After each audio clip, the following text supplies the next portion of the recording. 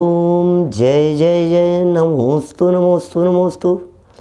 नमो अरिहंताणम, नमो सिद्धाणम, नमो आर्याणम, नमो वज्रायाणम, नमो लोये सव्यसाहुणम। ओकारं बिंदु संयुक्तं नित्यं ध्यायन्ति योगिनः। कामदं मोक्षदं चैव ओंकाराय नमो नमः। अविरल शब्द घनोग प्रक्षालित सकल भूतल मलकलंका। मुनि विरूपासित तीर्था सरस्वती हरतु नो दुरितान्। अज्ञानतिमिरान्धानां ज्ञानाञ्जनशलाकया चक्षुरुन्मिलितं येन तस्मै श्रीगुरुवे नमः। श्री परम गुरुवे नमः। परम्पराचार्य गुरुवे नमः।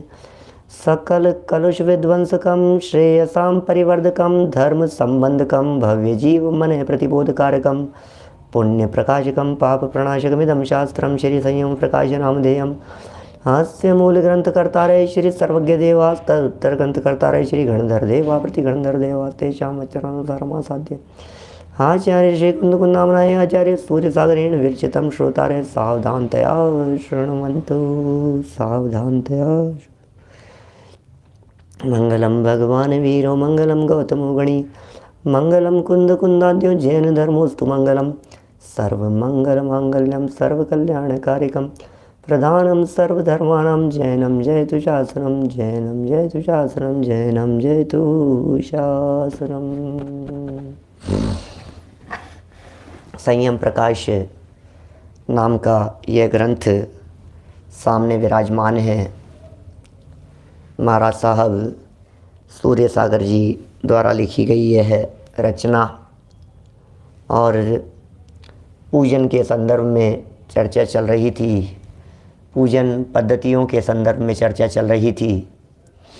बहुत बातें यहाँ बताई जा रही थी, जिसमें जल, चंदन, अक्षत, पुष्प, नैवेद्य, दीप, धूप, फल और अर्घ, इन सब के औचित्य का प्रकरण चल रहा था। जल से लेकर के जल, चंदन, अक्षत तक की चर्चा तो संक्षेप में हुई और कल पुष्प के औचित्य की चर्चा पर प्रकाश डाला गया था कि आखिर पुष्प की क्या ज़रूरत है। जो लोग पुष्प से पूजन करना मानते हैं, जो लोग ये कहते हैं कि पुष्प से पूजन की जानी चाहिए, उन्हें एक बार महाराज साहब का आदेश ज़रूर देख लेना चाहिए। अनेक आगम प्रमाण दिए और फिर आगम के साथ साथ तर्क भी हैं, युक्तियाँ भी हैं, विवेक भी है। तर्क, युक्तियाँ और विवेक यदि साथ में होगा तो फिर जो भी आप करेंगे वह सब सही होगा।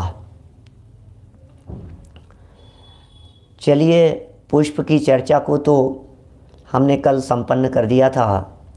आज हम आगे बढ़ रहे हैं नैवेद्य की ओर और फिर दीप की ओर। नैवेद्य की भी चर्चा संक्षेप में है, विस्तृत चर्चा तो दीप के संदर्भ में करेंगे।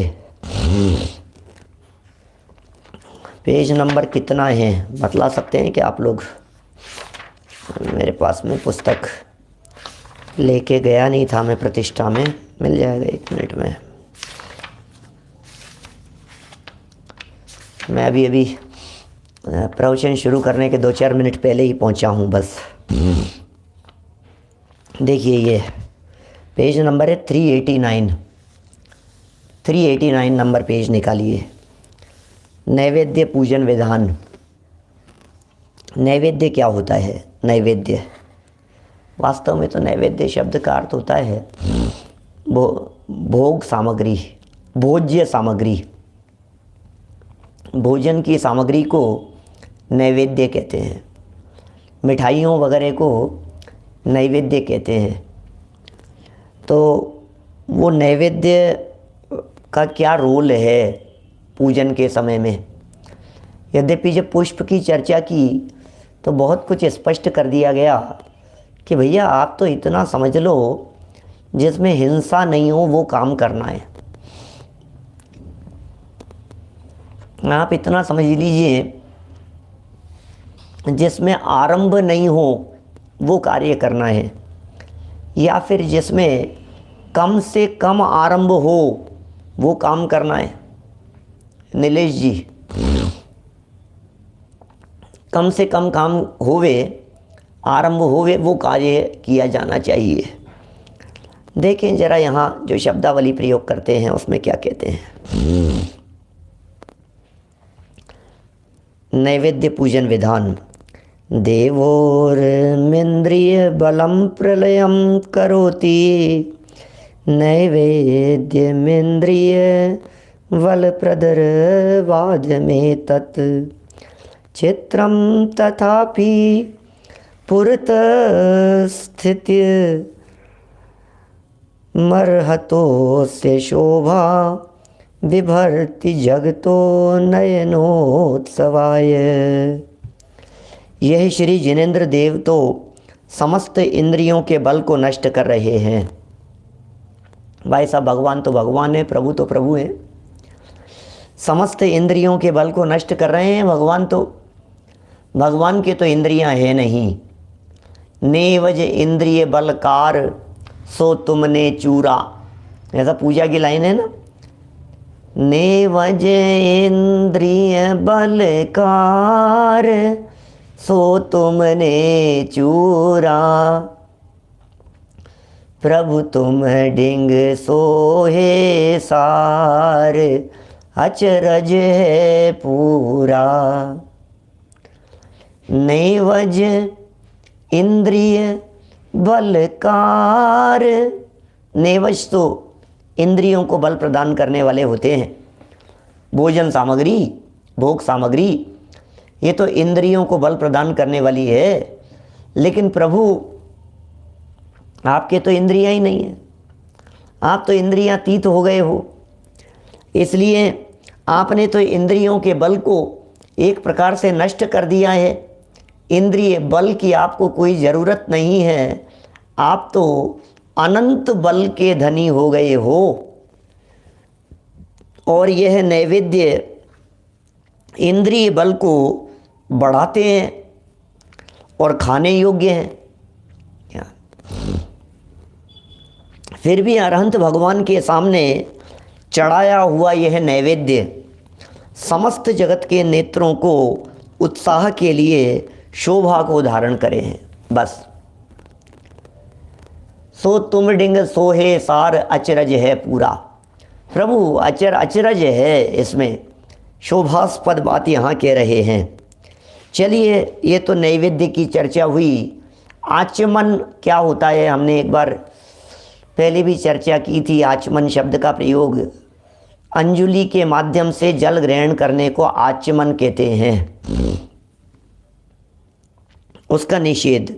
प्रश्न, शास्त्रों में भगवान जिनेंद्र देव के वास्ते आचमन कराना लिखा है, सो जिनमत के मान्य है या नहीं? उत्तर कहाँ से आ गई ये बात? उत्तर में ही महाराज साहब पूछ रहे हैं कौन सा शास्त्र ये बतलाता है कि आचमन करना चाहिए। जैन शास्त्रों की बात तो है नहीं, जैन शास्त्रों में तो आचमन की बातें आती नहीं है। प्रश्नकर्ता ही लिख रहा है खुद ही। त्रिवर्णाचार में लिखा है, उसका पद्य निम्नलिखित है। ओम ह्रीं क्ष्वीं क्ष्वीं वम वम हंसं तं पं द्रां द्रीं द्रीं हंस स्वाहा। क्या लिख रहे हैं ये? इसके बाद पाद्य विधि कर जल से जिनेंद्र देव को आचमन करावें। पाद्य विधि मतलब पीने की विधि, इसका नाम पाद्य। पाद्य मतलब पीना, पीने संबंधी विधि के संदर्भ में ये बात कह रहे हैं। पाद्य विधि कर आचमन करावें, पीने की विधि कराएं, इस तरह का उत्तर।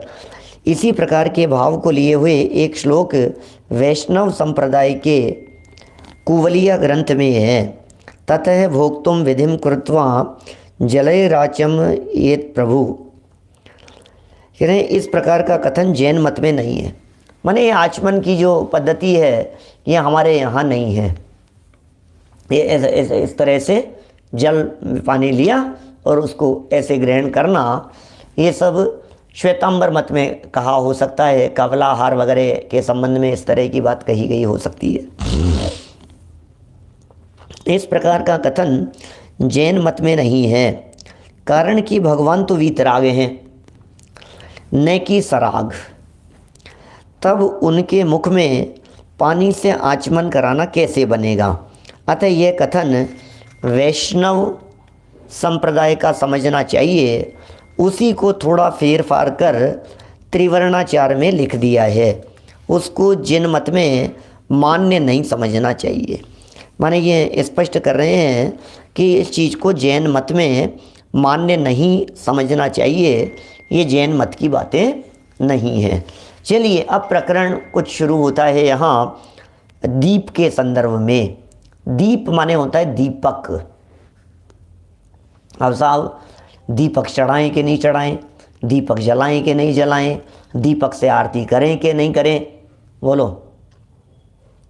प्रश्न खड़ा होता है ऐसा। दीपक, और दीपक तो बहुत, दीपक तो जलना चाहिए साहब, दीपक तो जलना चाहिए। बहुत खतरनाक है, क्या बात कर रहे हो आप। ये दीपक, ये लिख रहे हैं अभी दीपक से पूजन, और पीछे इस बात का स्पष्टीकरण किया ही जा चुका है। जब हमारे यहाँ इस पूजन पद्धति में सामने बैठे हुए जो जिनेंद्र देव हैं वे ही स्थापना निक्षेप के विषय हैं, तो फिर दीप की भी स्थापना कर लो, उसमें क्या फर्क पड़ गया। जब सामने ही दीप है, सामने ही स्थापना निक्षेप है, तो चाहे अक्षत हो, चाहे पुष्प हो, चाहे नैवेद्य हो, सभी स्थापना निक्षेप के विषय होने चाहिए ना। जब जिनेंद्र देव में हमने स्थापना कर ली है तो यहाँ पर भी हम स्थापना ही करेंगे, ठीक है ना। यहाँ पर भी हम स्थापना ही करेंगे, ये स्थापना निक्षेप का विषय है। इसलिए कोई दीपक जलाने का विधान नहीं है। और वास्तव में जहाँ जहाँ दीपक शब्द का प्रयोग किया है, मैं तो सच में आपको प्रमाण दे सकता हूँ। महाराज साहब ने तो यहाँ लिखे ही होंगे, जितने इन्होंने यहाँ लिखे हैं उसके अतिरिक्त भी मैं आपको कई तर्क, युक्तियाँ, न्याय और प्रमाण आपके सामने प्रस्तुत करूँगा इसके संबंध में कि ज्ञान के लिए प्रयोग किया है। अज्ञान तिमिरांधानाम, ऐसे प्रयोग हैं। अज्ञान रूपी अंधकार को नष्ट कर देने के लिए ऐसे प्रयोग किए हैं। दीप के लिए शुभ दीपकम, ऐसे शब्द का जो प्रयोग किया है ना, जहाँ जलाते हैं वेदी प्रतिष्ठाओं वगैरह में भी, और जहाँ जहाँ इस तरह के दीप के लिए छंद प्रयोग किए जाते हैं। अजित जी भाई साहब, आपको तो संभवतः याद भी होंगे वे सब श्लोक। तो उन श्लोकों को यदि बारीकी से आप देखेंगे तो उसमें अज्ञान अंधकार को दूर करने के लिए दीपक का उल्लेख किया गया है, बिल्कुल स्पष्ट है। तो जिससे अज्ञान रूपी अंधकार नष्ट हो, वो दीपक तो ज्ञान दीपक है। इसलिए काफ़ी सालों पहले जब प्रतिष्ठाचार्य शिविर लगाया गया तो हमारे जो प्रतिष्ठाचार्य सम्माननीय इंदौर के रमेश चंद जी बांझल साहब हैं, उन्होंने हमें ये सिखाया, बताया कि भाई अज्ञान अंधकार को दूर करने के लिए जहाँ दीपक स्थापयामी की जहाँ चर्चा की हो वहाँ जनवाणी विराजमान होनी चाहिए। नाथूराम जी प्रेमी इंदौर वाले, उनके प्रमुख शिष्यों में जो अपने रमेश चंद जी बांझल साहब हैं, उन्होंने कहा क्योंकि अज्ञान अंधकार को दूर करने का प्रसंग है ना, तो अज्ञान अंधकार को दूर करने वाला दीपक स्थापित करो। पता है और कितने प्रमाण। श्री जिन की धुनी दीप शिखा सम, जो नहीं होत प्रकाशन हारी। क्या क्या लिखा? श्री जिनेंद्र देव की जो ध्वनि है दिव्य ध्वनि है वो दीपक की शिखा के समान है। यदि वो श्री जिनेंद्र देव की दिव्य ध्वनि रूपी दीपक की शिखा नहीं होती तो जगत के जीवों को ये मुक्ति का मार्ग कैसे प्रकाशित होकर के दिखाई देता। इसका मतलब भगवान की दिव्य ध्वनि ही असली दीप है, वो दीपक है। जिनवाणी के लिए दीपक शब्द का प्रयोग किया है। श्री जिन की ध्वनि दीप शिखा सम। और भी मैं बहुत सारे प्रयोग आपको बतला सकता हूँ इस तरह के, जिनके जहाँ जहाँ जिनागम में दीप शब्द का प्रयोग या दीपक शब्द का प्रयोग जिनवाणी के अर्थ में किया है। ज्ञान दीपक, क्या ज्ञान दीपक ऐसे शब्द का प्रयोग हमारे फूलचंद जी हैं शास्त्री, उन्होंने ज्ञान दीपक शब्द को काफ़ी प्रचारित कर रखा है। ज्ञान दीपक, तो दीपक तो वास्तव में ज्ञान का होना चाहिए, ज्ञान दीपक जलाया जाना चाहिए।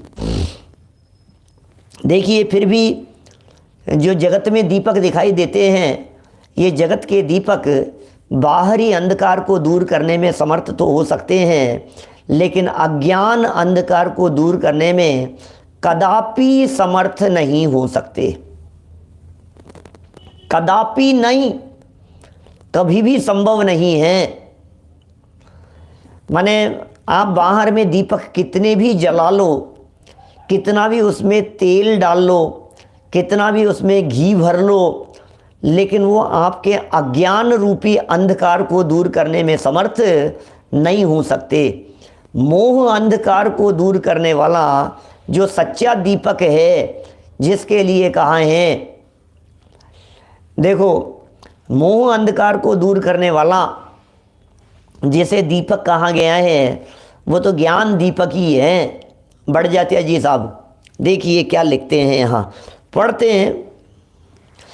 ततो रत्न दीपैर जिनांग द्युतीनां प्रसर्पेण मंदीकृतात्म प्रकाशैः जिनार्क शची प्राचेत चद्भक्ति निघान भक्त्या हि युक्तं विदन्त्यप्ययुक्तम् ततो रत्नदीपे जिनांग द्युतीनाम। देखो धुन ख्याल में नहीं आवे तो श्लोक कैसे पढ़ने में आता है, और धुन पकड़ में आते ही उस धुन का, उस श्लोक का स्वरूप ही मानो बदल जाता है। ततो रत्नदीपैर्जिनांग द्युतीनां प्रसर्पेण मंदीकृतात्म प्रकाशै जनार्क शची प्राची भक्ति निगान भक्ता हि युक्तं विदन्त्यप्ययुक्तम्।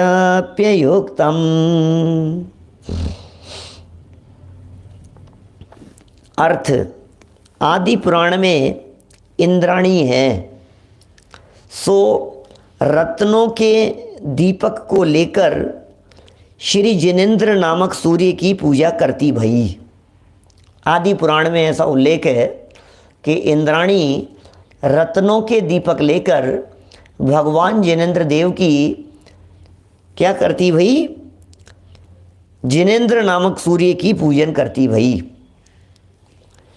कैसा है जिन सूर्य जिसने अपनी आत्मद्युति से उन रत्नों के दीपकों की कांति को मंद कर दिया है। कैसा है वो, क्या आरती करना योग्य है। देखो एक बात तो ऊपर ये आ गई कि रत्न दीपक सूर्य घी दधी, तो रत्न दीपक की चर्चा है जगह जगह जनागम में। जहाँ जहाँ तिलोय पन्नती में देवों के माध्यम से दीपकों का प्रसंग आया है, वहाँ वहाँ उन्होंने रत्न दीपक की चर्चा कर दी है। रत्न दीपक है भाई साहब, तो रत्न दीपक तो अहिंसक होता है, रत्न दीपक में तो मच्छर भी नहीं होते हैं, रत्न दीपक में तो हिंसा भी नहीं होती है, रत्न दीपक तो बुझता भी नहीं है। क्या रत्न दीपक को तो बुझाया भी नहीं जा सकता है। वो रत्न दीपक तो सिर्फ रत्नों के प्रकाश जैसा ही है, माने वो तो रत्नों का ही प्रकाश है रत्न दीपक। वास्तव में असली में जो दीपक हैं वो तो रत्न दीपक ही है। और जो मोहांधकार विनाशनाय दीपम निर्वपामीति शब्द का प्रयोग करते हैं वो ज्ञान दीपक है। तो इस तरह से एक रत्न दीपक हो गया, एक ज्ञान दीपक हो गया। और जो जगत में प्रकाश का कारण बना है ऐसा दीपक, बोले सो तो ठीक नहीं है, है ना। वैसे आरती शब्द का जो अर्थ होता है वो तो भगवान का गुणानुवाद होता है, लेकिन इस दुनिया में, इस जगत में आरती शब्द दीपक से घुमा करके की जाने के अर्थ में ही प्रसिद्ध हो गया है, रूढ़ हो गया है। इसलिए यदि अभी महाराज साहब लिखेंगे, नीचे कहेंगे कि आरती नहीं करना चाहिए, तो इसका अर्थ यही समझना चाहिए कि ये दीपक से की गई आरती के निषेध में बात कर रहे हैं। भाई साहब, ये आरती कहाँ से आ गई है, ये आरती चली कहाँ से है, ये आरती की परंपरा कहाँ से चली है। प्राचीन काल से चली आ रही है ये परंपरा, और कैसी चली आ रही है। माने पुराने समय में पहले लाइट नहीं होती थी। जब लाइट नहीं होती थी तो शाम के समय क्या करें, भगवान जिनेंद्र देव के दर्शन करने का तो भाव श्रावकों का होता ही है। सुबह शाम 2 टाइम जिनेंद्र देव के दर्शन करावे, सुबह उठते ही पहले और रात्रि को भी एक बार, शाम के समय भी। कहते हैं ना दियावत्ती का समय है, ऐसा मतलब उसे संध्या काल, संधि काल का समय है, सामायिक का समय होता है, जिनेंद्र देव के दर्शन का समय होता है। तो दीपक को जलाया जाता था, क्योंकि लाइट तो थी नहीं उस ज़माने की बात कर रहा हूँ मैं, कोई 100-125 साल पहले की बात कर रहा हूँ लगभग। अब आप सोचिए उस समय दीपक ही सहारा था, लाइटें होती नहीं थी। संध्या का समय, भोजन आदि से निवृत्त हो गए। अब जिन मंदिर में दर्शन करने के लिए जाना है तो वहाँ जाकर के दीपक भी जलाते थे। अब एक जगह पर दीपक जला दिया और सामने भगवान को देखा तो अब दिखते ही नहीं है ढंग से, वो दीपक से कितने से दिखेंगे। तो दीपक को हाथ में लिया और दीपक को हाथ में लेकर के और ऐसे दीपक को ऐसे घुमाया, नीचे से लेकर ऊपर तक भगवान के। निरखो अंग अंग जिनवर के, जिनसे जल के शांति अपार। आप समझ रहे हैं, ख्याल में आ रही है क्या बात। ये हाथ जो है ये इस तरह से क्यों घुमाया जा रहा है, दीपक हाथ में लेकर के ये क्यों घुमाया जा रहा है, इसके पीछे क्या हेतु रहा होगा।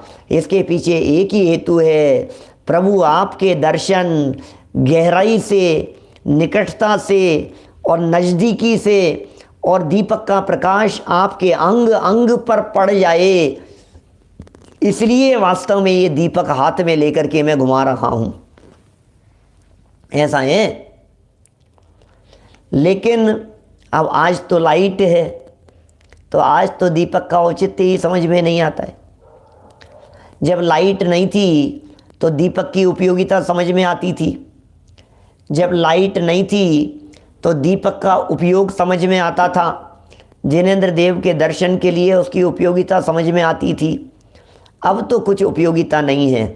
कभी कभी तो मुझे ऐसा भी लगता है, आज हिंदुस्तान जैसे गरीब देश में, जहाँ गरीबों को 2 टाइम भोजन नसीब नहीं होता, जहाँ गरीबों के घर में दीपक नहीं जलते, जहाँ गरीबों के घर में घी और तेल खाने पीने को नसीब नहीं होता सब्जी बनाने के लिए, ऐसे देश में, ऐसे समय में अरे टनों मनों घी प्रतिदिन आरती के नाम पर जिन मंदिरों में स्वाहा कर देना, ये कहाँ तक उचित है भाई साहब, जचती नहीं है बात।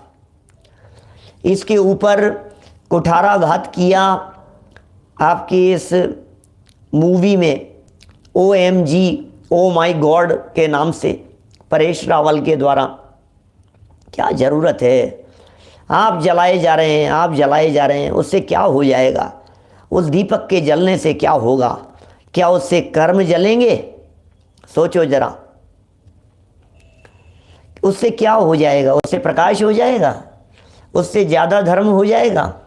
उससे भगवान ज़्यादा प्रसन्न हो जाएंगे क्या? अशुद्ध घी डालते हो तो और बड़ा पाप, और शुद्ध डालते हो तो भी कोई धर्म नहीं हो गया है। सोचना, हम तो बात कर रहे हैं, हम तो सिर्फ बात कर रहे हैं जिस बात को एक अजैन राइटर लिख रहा है, जिस बात को अजैन व्यक्ति लिख रहे हैं, जिस बात का निषेध एक टीवी मूवी फिल्म की स्क्रिप्ट राइटर लिख रहा है। समाज में अकेले जैनियों की बात नहीं है, जैन हो चाहे हिंदू हो चाहे मुसलमान हो चाहे सिख हो चाहे ईसाई हो चाहे क्रिश्चियन हो चाहे किसी भी जाति धर्म संप्रदाय वाले हों, लेकिन ये तो मानवता के ऊपर घात है ना इस चीज़ का। तो आज जब हम पूरे देश की सुरक्षा की दृष्टि से ये कहते हैं जल बचाओ, जल ही जीवन है, जब हम ये कहते हैं बिजली बचाओ देश बचाओ, जब हम इस तरह की बात करते हैं, जब हम ये कहते हैं अनर्थ दंड है भैया, बिजली को जलती मत रहने दो। लाइट किस तरह से बनती है ये लाइट, आप सोचिए तो सही। आप ऐसे ही लाइट को जला छोड़ रहे हैं, ये विवेक नहीं है आपके पास में। लाइट जलती नहीं रहनी चाहिए। बिजली बचाओ देश बचाओ। आज भी यदि इलेक्ट्रिसिटी के बिजली के बिल यदि आपके यहाँ आते होंगे तो पीछे ये लाइन लिखी हुई होती होगी, बिजली बचाओ देश बचाओ। घी बचाओ तेल बचाओ देश बचाओ। आज तेल बचाओ की भी यही स्थिति है। क्रूड ऑयल भी कहाँ इतना मिल रहा है, कहाँ मिलता है। जिन देशों से यहाँ भारत तक आता है उसकी भी क्या स्थिति है, कौन कौन सा घी कौन सा तेल कहाँ कहाँ से, पेट्रोलियम पदार्थ और सब चीज़ों में। गाड़ियाँ कम चलाओ, कम फूको, कम उपयोग में लो, कम चलाओ, अधिक से अधिक पैदल चलो, साइकिल चलाओ, स्वस्थ रहो, हैं, पॉल्यूशन बचाओ। ये सब देश के लिए भी तो इस तरह की बातें कही जाती है ना। बोलो, ये जैन दर्शन क्या ये देश की बात नहीं करता? क्या ये राष्ट्र सुरक्षा के हित में बात नहीं करता है? जैन दर्शन का तो कोई भी सिद्धांत, कोई भी विधान, कोई भी बातें हो, सब बातें देश के हित में भी है, राष्ट्र के हित में भी है, परिवार के हित में भी है, और आत्महित के लिए तो जनवाणी लिखी ही गई है, माने आत्महित भी है। छोटी छोटी सी बातें हैं, माने आरती करके क्या होगा, प्रश्न पूछा है। मैं नहीं कह रहा हूँ, मैं तो जो पढ़ा हूँ सीखा हूँ, जो मुझे ये प्रमाण दे रहे हैं महाराज साहब लिख रहे हैं, मैं तो उसे बाँच रहा हूँ आपके सामने। ज़्यादा लाइटिंग भी नहीं होनी चाहिए, कम से कम लाइट जलनी चाहिए। हमारे बाबू जुगल जी साहब कोटा वाले, वे तो बड़े निषेध करते थे इन सब का। वे तो रात्रि में प्रवचन और प्रवचन के बाद सांस्कृतिक कार्यक्रम, ये सब कुछ नहीं होने चाहिए थे भाई साहब। कौन क्या करना है भैया, क्या करना है? दिन कम पड़ता है क्या स्वाध्याय के लिए? गुरुदेव श्री रात को प्रवचन नहीं करते थे कभी भी, रात्रि में प्रवचन नहीं होते थे। कुछ बैठते थे तो कोई 0 वोल्ट का बल्ब बहुत दूर कहीं टिमटिमाता हुआ कहीं जलता रहता था। अरे कितने मच्छर, कितने जीव होते हैं उनमें, कौन उनकी हिंसा का भागीदार होगा और कौन उसके हिंसा के फल को भुगतेगा। देखिए लिख रहे हैं, क्या आरती करना योग्य है? प्रश्न है, प्रश्न देखो। केशर, पुष्प, नैवेद्य आदि के विषय में आपने जो कुछ कहा था वह तो बिल्कुल ठीक है, प्रश्नकर्ता का प्रश्न है, ये तो सब बात बराबर है ना। किंतु अब यह बतलाइए कि आरती के विषय में जैन शास्त्रों का क्या अभिमत है। प्रश्न ही कर दिया। महाराज साहब क्या क्या करते हैं, सोचो तो सही। महाराज साहब कहाँ कहाँ से प्रश्न, ऐसे ज्वलंत प्रश्न ले ले करके आते हैं सामने। कभी कभी तो ऐसे लगता है महाराज आप क्या चाहते क्या हो, आप समाज में जो चल रहा है चलने दो ना, जहाँ जो हो रहा है। कि नहीं कोई बात नहीं, कि महाराज साहब ये ऐसी बातें लिखने से समाज थोड़ा सा भ्रमित हो जाता है। बोले नहीं, सत्य समझ कैसे आएगी, हम नहीं बताएंगे तो क्या। यदि हम ये बातें नहीं बताएंगे तो समाज समझेगी कैसे, और हम नहीं लिखेंगे तो कौन लिखेगा। लिखने के अधिकारी थे इसलिए वे लिख करके चले गए, हमारे पास में पढ़ने तक की फुर्सत नहीं है, क्या बताएं। बोलो आरती के विषय में जैन शास्त्रों का क्या अभिमत है, क्या कहना है आरती के बारे में।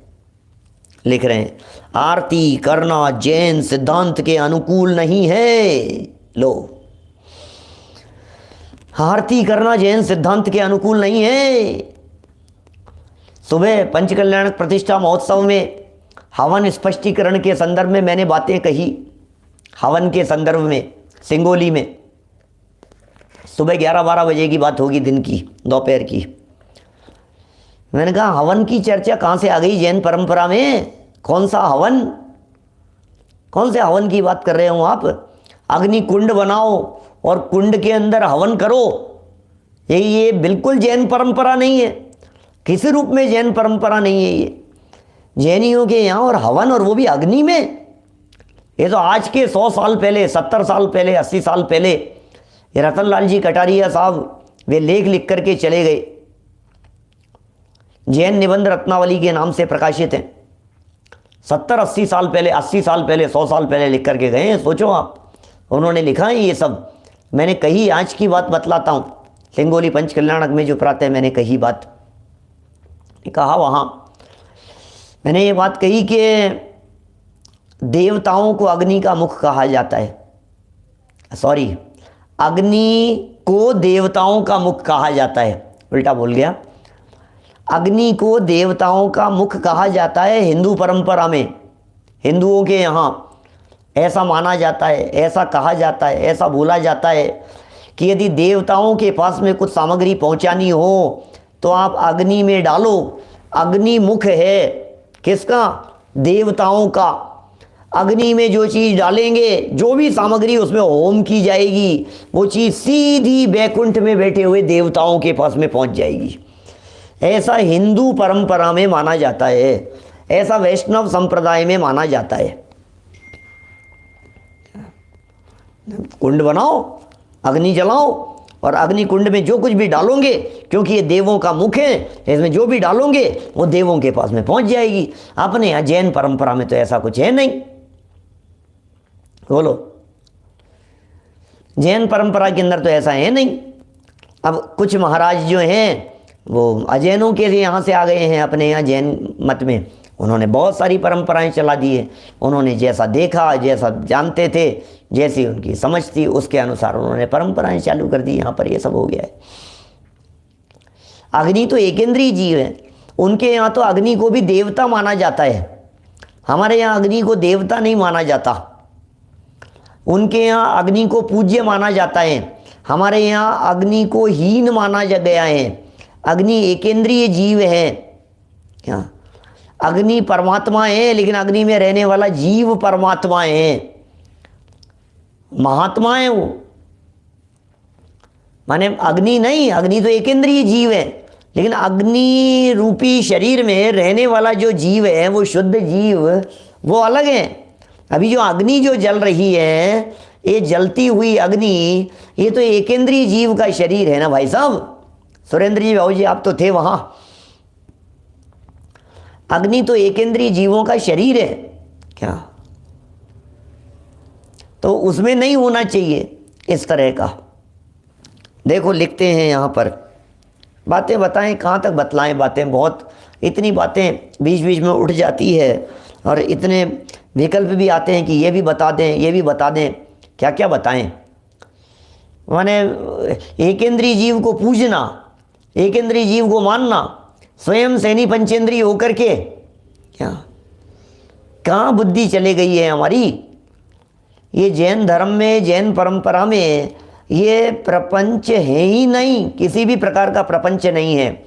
सावध्य लेशो बहुपुण्य राशो, ये समंत भद्र स्वामी ने हमारे को सिखाया है। 2000 साल पहले, 1900 वर्ष पहले आचार्य समंत भद्र स्वामी लिख करके चले गए, भैया जिसमें सावध्य का लेश मात्र हो वो काम करना चाहिए।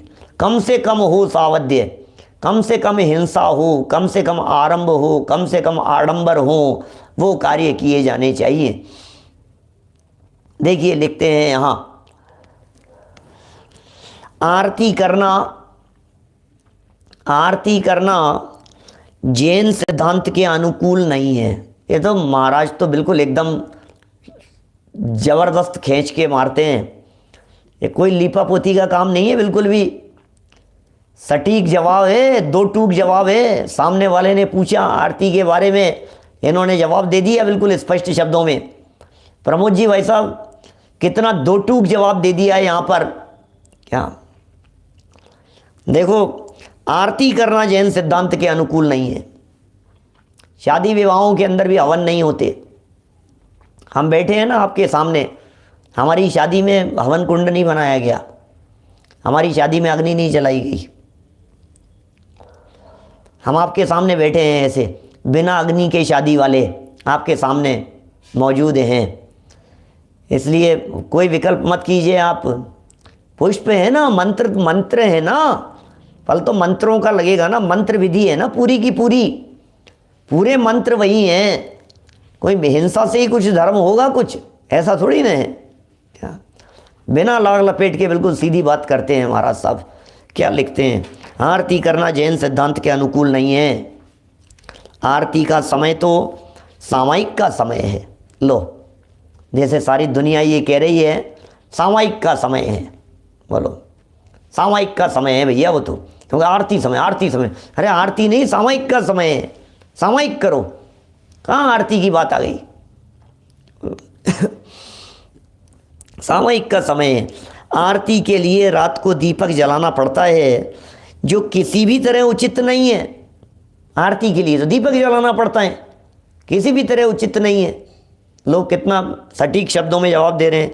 सामयिक के समय को टालकर उसको आरती के काम में लगाना शास्त्र से कभी सिद्ध नहीं होता। आरती के विषय में शास्त्रों में कहा गया है। लो, शास्त्रों के प्रमाण दे रहे हैं भाई साहब आरती के संबंध में। आप क्या समझ रहे हो, क्या लिख रहे हैं यहाँ पर?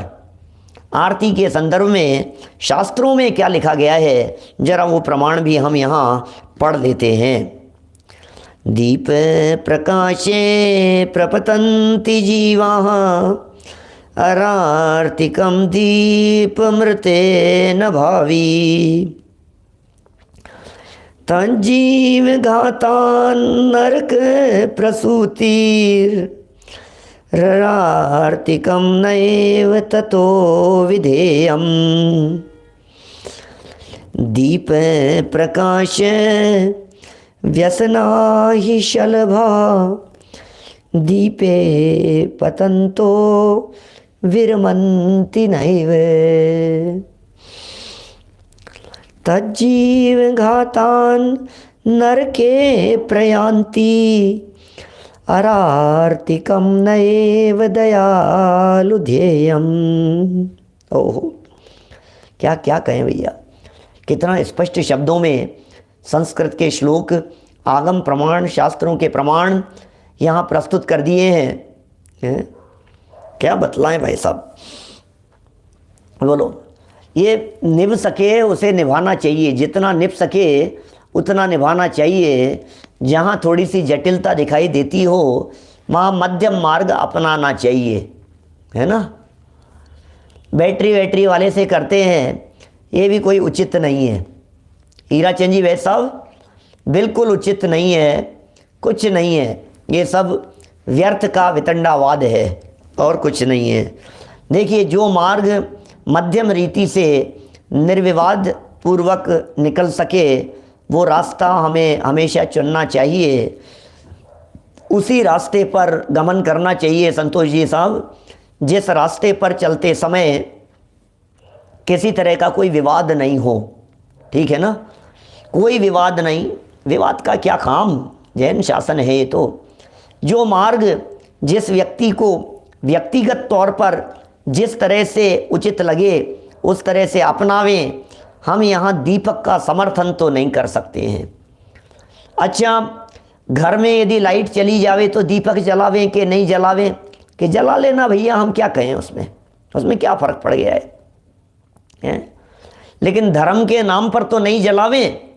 रात्रि के अंधकार में प्रकाश के लिए यदि कुछ अन्य वस्तुओं के प्रकाशन के लिए दीपक जलाने की ज़रूरत पड़े तो हम अवश्य दीपक जलाएंगे, हम उसका निषेध नहीं करेंगे। लेकिन जहाँ लाइट का अपार प्रकाश दिखाई दे रहा हो वहाँ दीपक का तो रंच मात्र भी प्रयोजन नहीं है भैया, वहाँ तो बिल्कुल भी प्रयोजन नहीं है। देखिए नियम से जरा मैंने ये जो 2 श्लोक पढ़े हैं, इन श्लोकों का अर्थ भी देख लो। क्या देखो भैया, इन 2 श्लोकों का अर्थ भी देख लो।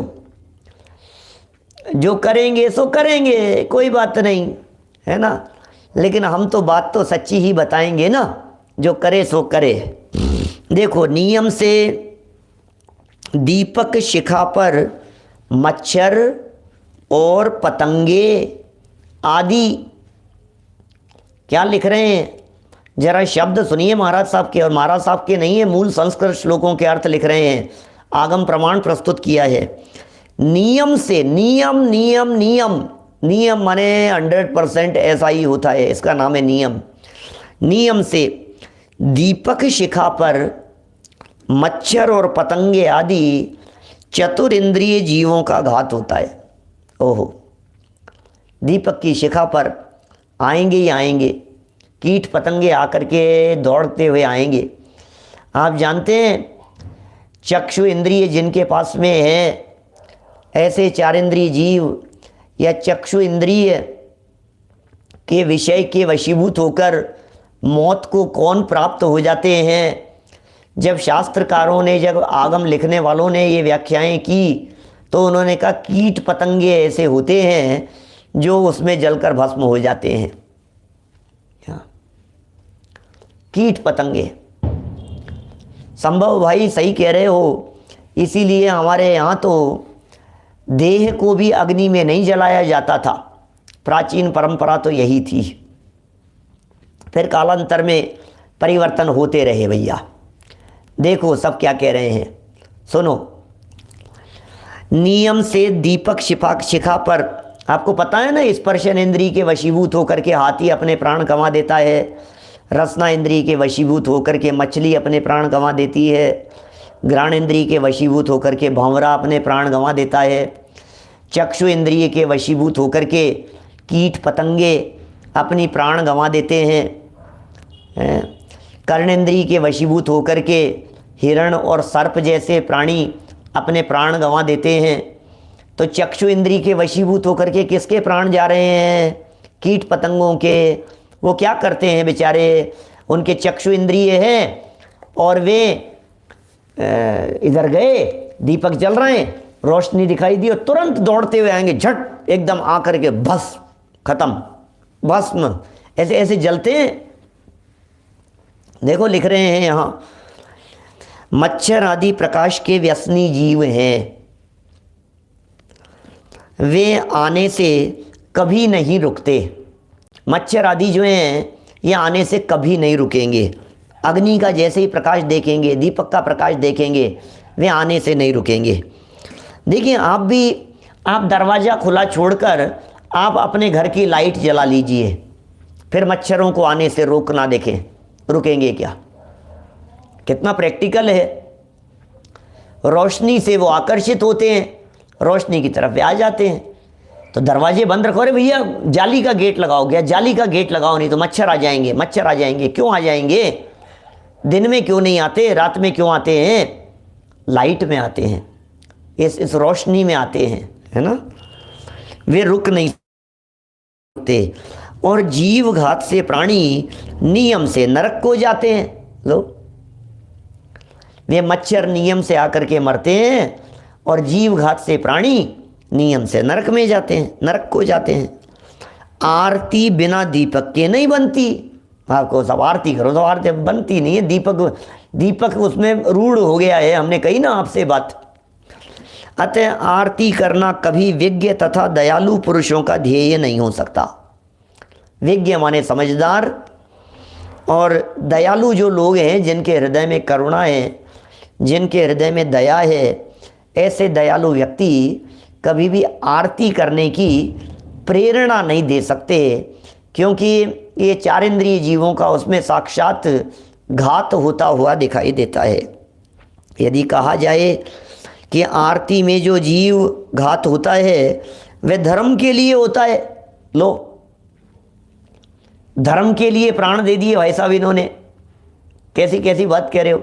अरे भैया, धर्म के लिए मरा है, भगवान के लिए आरती करने के लिए दीपक जलाया था, इसमें आकर के मरा है। ये तो कितनी अच्छी बात होगी, तुम सोच क्यों नहीं रहे हो? बेचारे की सदगति हो गई। अरे भाई, अरे भाई, अरे भाई, क्या बात कर रहे हो? तो फिर एक काम करते हैं, जो आदिवासी लोग हैं ना, इनको रोजाना एक व्यक्ति को देवी माँ के लिए बलि चढ़ाने की जरूरत पड़ती है। चलो तुम्हें ले चलें, तुम्हें पकड़ करके ले चलें वहाँ, देवता के लिए चढ़ाएंगे तुम्हारे को, चिंता मत करो। वैसे नहीं मारेंगे, खाने के लिए नहीं मारेंगे, नरभक्षी नहीं है वो तुम्हारे लिए ही मारेंगे। अरे नहीं भाई, कौन मरने को तैयार है? मौत किसे पसंद है? मरना कौन चाहता है? मनुष्य, तिर्यंच, देवगति के जीव ये मरना नहीं चाहते हैं भाई, मरना नहीं चाहते। इसलिए मौत की तो चर्चाएं मात्र से भी घबराहट होती है इनको, इसलिए मरना नहीं चाहते हैं। देखो बातें कैसी है। जो दयालु व्यक्ति होगा वो इनसे बचने का प्रयत्न करेगा। यदि कहा जाए कि आरती में जो जीव घात होता है वह धर्म के लिए होता है, इसलिए ऐसे जीव घात से बचने की ज़रूरत नहीं है, सो भी ठीक नहीं है। ये बात भी ठीक नहीं है, क्योंकि शास्त्र में लिखा है क्या करें? एक्चुअल में सही बात यह है कि लोग न तो पढ़ते हैं न समझते हैं। सारी जितनी भी क्रिया पद्धतियाँ ये सब जो चलती है, ये सब देखा देखी चलती है। क्या लोग समझते ही नहीं है, समझना ही नहीं चाहते हैं क्या हो रहा है, किसी को कोई मतलब ही नहीं है। बस उन्होंने कह दिया, बस वही बाबा वाक्यम प्रमाणम जैसी स्थिति है। बाबा ने कह दिया, उन्होंने कह दिया, इन्होंने बता दिया, बस ठीक है साहब, आप कह रहे हो ना, बस हम तो मान लिया हमने तो। अरे साफ साफ प्रत्यक्ष में हिंसा दिखाई दे रही है भाई देवेंद्र जी, साफ साफ दिख रही है, हिंसा हो रही है। बलि चढ़ाने के अंदर भी लोग धर्म मान करके बैठे हैं, तुम भी चढ़ा लो। ये बलि तो चढ़ा रहे हो और आप कर क्या रहे हो? एक इंद्रिय जीव और चार इंद्रिय जीव का घात कितना। देखो, प्रथम तो वो एक इंद्रिय जीव, उसकी विराधना हो रही है, फिर चार इंद्रिय जीव उसमें आकर के मर रहा है। ये सेकंड प्रॉब्लम हुई। पहली प्रॉब्लम, वो खुद एक इंद्रिय जीव है, वो पूज्य है ही नहीं। ये फिर क्या करता है? आरती करता है, और फिर आरती करके उस दीपक की लौ को ऐसे लेकर के अपने माथे पर लगाता है, ऐसे लेकर के अपनी आंखों पर लगाता है। ओ हो हा, वाह भाई वाह, क्या हो गया है भैया? ये क्या कर रहा है? ये दीपक जल रहा है यहाँ पर, और ये दीपक की लौ पर ऐसे हाथ घुमाएगा, और हाथ घुमा करके आशीर्वाद मिल गया प्रभु का। अरे मूर्ख, समझ में नहीं आ रही है, कौन बताए, क्या बात बतलाएं भाई? थोड़ा तो विचार विवेक रखो भाई, थोड़ा तो विचार विवेक रखो। तुम कर क्या रहे हो? किसका आशीर्वाद ले रहे हो? दीपक का आशीर्वाद ले रहे हो। दीपक एक इंद्रिय जीव है, तुम कौन हो? तुम सैनी पंचेंद्रिय जीव हो, तुम बुद्धि वाले जीव हो, तुम मनुष्य गति के जीव हो। ये मनुष्य गति का जीव एक इंद्रिय जीव का आशीर्वाद ले रहा है, एक इंद्रिय जीव का आशीर्वाद। कोई त्रियंच गति के जीवों को पूज रहा है, कोई पेड़ पौधे एक इंद्रियों को पूज रहा है, कोई अग्निकायिक जीवों को पूज रहा है, कोई जल की पूजा कर रहा है, कोई समुद्र को पूज रहा है, कोई नदियों को पूज रहा है, कोई क्या कर रहा है। मनुष्य होकर के त्रियंचों को पूज रहा है, तो भैया ठीक है, तथास्तु, चल कोई बात नहीं, तू भी आ जा त्रियंच गति में, एक इंद्रिय जीव बन जाना, और क्या कहेंगे। समझना ही नहीं है किसी को भी इससे होता क्या है, ये कौन है ये तो बतलाओ। अच्छा मुझे ये बतला दीजिए, आपने जिसका नाम दीपक दे दिया है एक्चुअल में वो है क्या? बोलो, वो है क्या चीज? अग्नि के अतिरिक्त और क्या है वो? अग्नि के अलावा दूसरा कुछ और हो तो बतलाओ। और अग्नि है तो जरा उठा करके हमारे जनागम में देख लेना, ये अग्नि का एक जीव है, अग्नि का एक जीव है, एकेंद्रीय जीव है, एकेंद्रीय जीव। हम सैनी पंचेंद्रीय जीव हैं, बुद्धि वाले जीव हैं, और ये एकेंद्रीय जीव है। सैनी पंचेंद्रीय जीव एकेंद्रीय जीव को पूजे, ये तो ऐसी बात हो गई कि अब कहना अच्छा नहीं लगता है, थोड़ा देश में रहते हैं अपन, लेकिन प्रधानमंत्री जी आकर के हमारे पार्षद के पांव छुए, नगर निगम के पार्षद के प्रधानमंत्री जी आकर के पांव छुए, अरे भैया तू बहुत बड़ा, भैया तेरा आशीर्वाद मिल जाए बस, मैं तो बना रहा हूँ। क्यों ऐसा लगता है? अरे वो किस पोस्ट पर हैं, वो कितनी ऊंचाइयों पर हैं, और वो यहाँ आकर के आपके एमएलए साहब के इनके आकर के उनके पैर छुए और उनको कहे भैया तुम्हारा आशीर्वाद बना रहे तो मेरी बस। ये कैसी कैसी बात कर रहा है? सैनी पंचेंद्रिय मनुष्य गति का जीव, त्रियंच गति, त्रियंच में भी हीन, जिसके पास में ज्ञान नहीं है, जिसके पास में क्षयोपशम नहीं है, उसे जाकर के पूजे, उसे जाकर के अपने माथे पर लगाए, अपने आंखों पर लगाए, उससे आशीर्वाद मिल जाएगा, उसकी कृपा हो जाएगी। कैसी कृपा हो जाएगी? किसकी कृपा की बात कर रहा है? कुछ ठिकाना नहीं है। कुछ सुधि बुद्धि नाही रही है, मिथ्यामति छाए गई है।